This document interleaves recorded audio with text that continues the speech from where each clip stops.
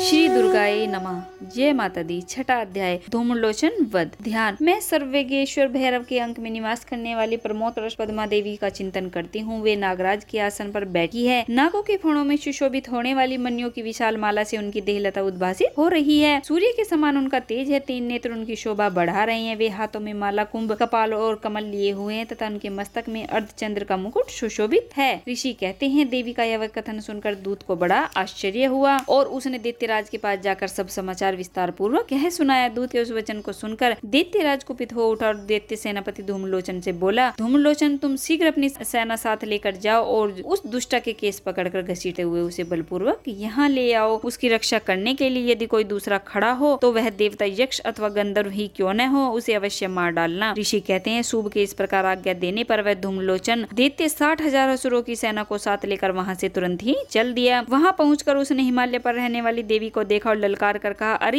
तू शुभ निशुभ के पास चल। यदि इस समय प्रसन्नता पूर्वक मेरे स्वामी के समीप नहीं चलेगी तो मैं बल पूर्वक झोटा पकड़कर घसीटते हुए तुझे ले चलूंगा। देवी बोली, तुम्हें दैत्यों के राजा ने भेजा है। तुम स्वयं भी बलवान हो और तुम्हारे साथ विशाल सेना भी है। ऐसी दशा में यदि मुझे बल पूर्वक ले चलोगे तो मैं तुम्हारा क्या कर सकती हूँ। ऋषि कहते हैं, देवी के यूं कहने पर असुर धूम्रलोचन उनकी ओर दौड़ा। तब अंबिका ने हूँ शब्द के उच्चारण मात्र से उसे भस्म कर दिया। फिर तो क्रोध में भरी हुई दैत्यों की विशाल सेना और अंबिका ने एक दूसरे पर तीखे सहायकों, शक्तियों तथा फरसों की वर्षा आरंभ की। इतने में ही देवी का वाहन सिंह क्रोध में भरकर भयंकर गर्जना करके गर्दन के बालों को हिलाता हुआ असुरों की सेना में कूद पड़ा। उसने कुछ दैत्यों को पंजों की मार से, कितनों को अपने जबड़ों से और कितने ही महादैत्यों को पटक कर होठ की दाढ़ों से घायल करके मार डाला। उस सिंह ने अपने नखों से कितनों के पेट फाड़ डाले और थप्पड़ मारकर कितनों के सिर धड़ से अलग कर दिए। कितनों की भुजाएं और मस्तक काट डाले तथा अपनी गर्दन के बाल हिलाते हुए उसने दूसरे दैत्यों के पेट फाड़कर उनका रक्त चूस लिया। अत्यंत क्रोध में भरे हुए देवी के वाहन उस महाबली सिंह ने क्षण भर में ही असुरों की सारी सेना का संहार कर डाला। शुभ ने जब सुना कि देवी ने धूम्रलोचन असुर को मार डाला तथा उसके सिंह ने सारी सेना का सफाया कर डाला, तब उस दैत्यराज को बड़ा क्रोध हुआ। उसका होंठ कांपने लगा। उसने चंड और मुंड नामक 2 महादैत्यों को आज्ञा दी, हे चंड और हे मुंड, तुम लोग अपनी बहुत बड़ी सेना लेकर वहां जाओ। उस देवी के झोटे पकड़कर अथवा उसे बांधकर शीघ्र यहाँ ले आओ। यदि इस प्रकार उसको लाने में संदेह हो तो युद्ध में सब प्रकार के अस्त्र शस्त्रों तथा समस्त आसुरी सेना का प्रयोग करके उसकी हत्या कर डालना। उस दुष्टा की हत्या होने तथा सिंह के भी मारे जाने पर उस अंबिका को बांधकर साथ ले शीघ्र ही लौट आना। इस प्रकार श्री मार्कंडेय पुराण में सावर्णिक मनवंतर की कथा के अंतर्गत देवी महात्म्य में धूम्रलोचन वध नामक छठा अध्याय पूरा हुआ। जय माता दी।